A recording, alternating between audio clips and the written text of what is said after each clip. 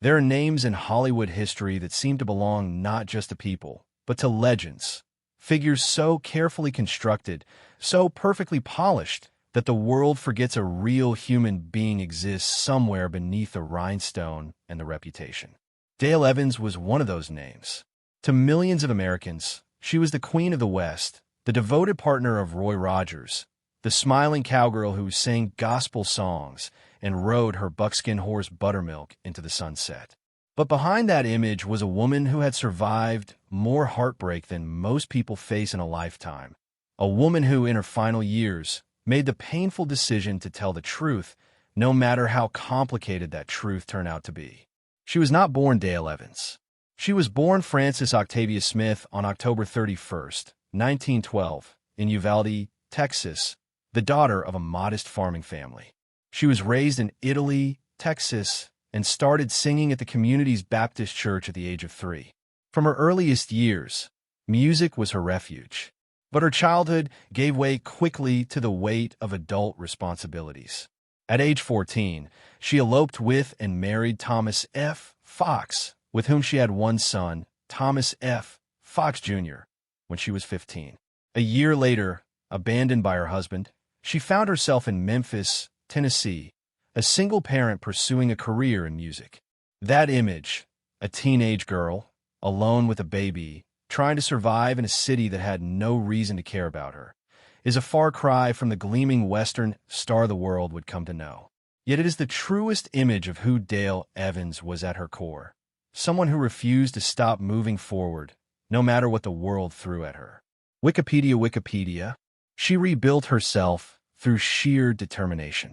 Singing at radio stations, performing wherever an audience would have her, she worked her way up through the ranks of big band and swing music. She went through 2 more marriages in those years, first with August Wayne Johns from 1929 to 1935, then with accompanist and arranger Robert Dale, but from 1937 to 1946.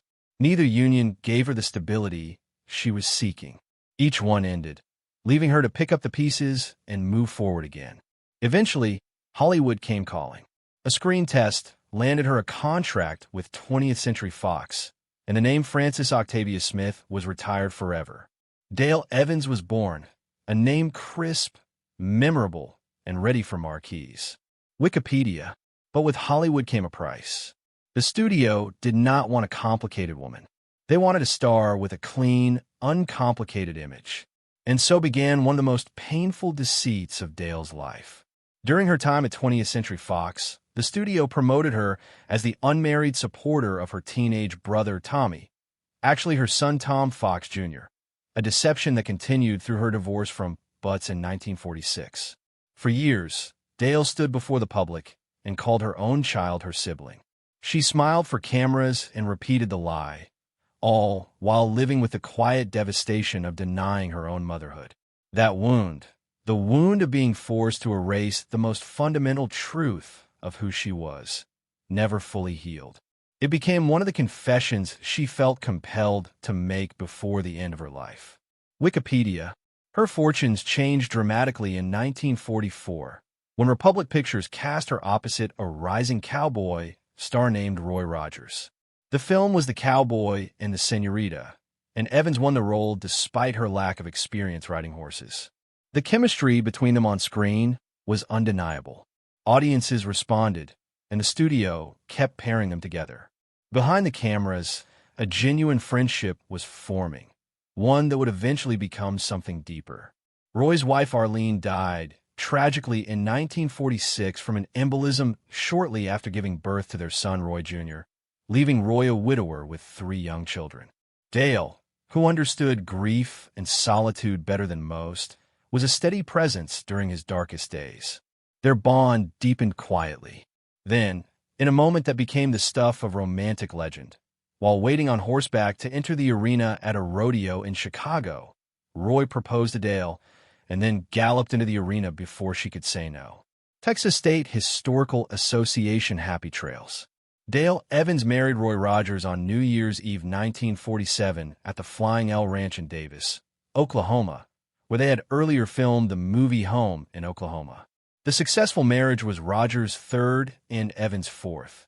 The two were a team on and off screen for 1946 until Rogers' death in 1998. At last, it seemed, Dale had found solid ground. And one of the first things she did after becoming Mrs. Rogers was to end the lie. Shortly after the wedding, Evans ended the deception regarding her son Tommy.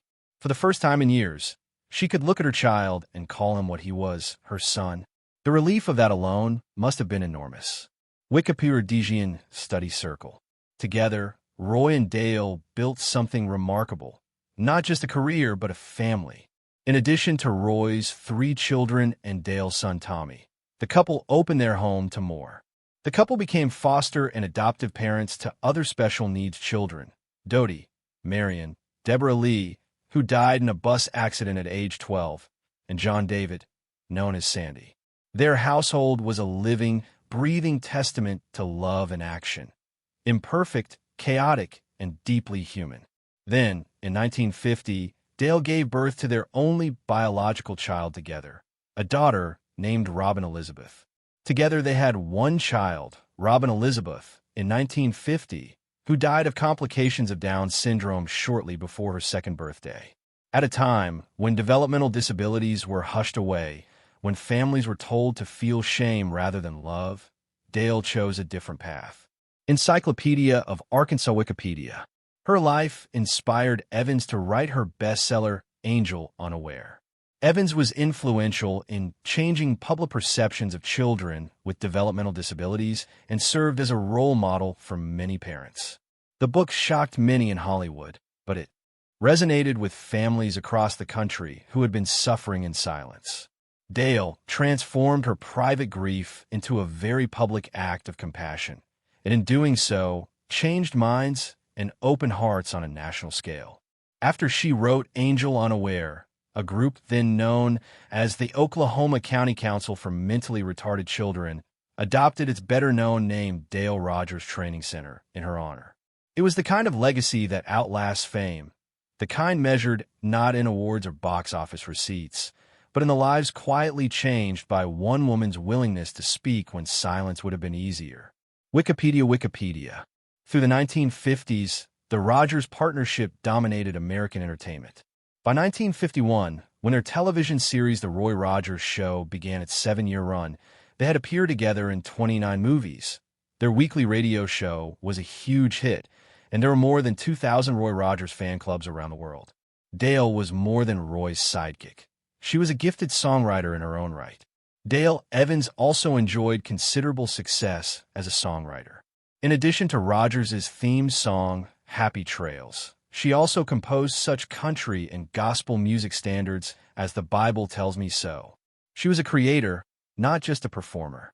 A woman with genuine artistic vision, operating in an era that too often reduced women to decorative roles beside their more famous husbands. Texas State Historical Association.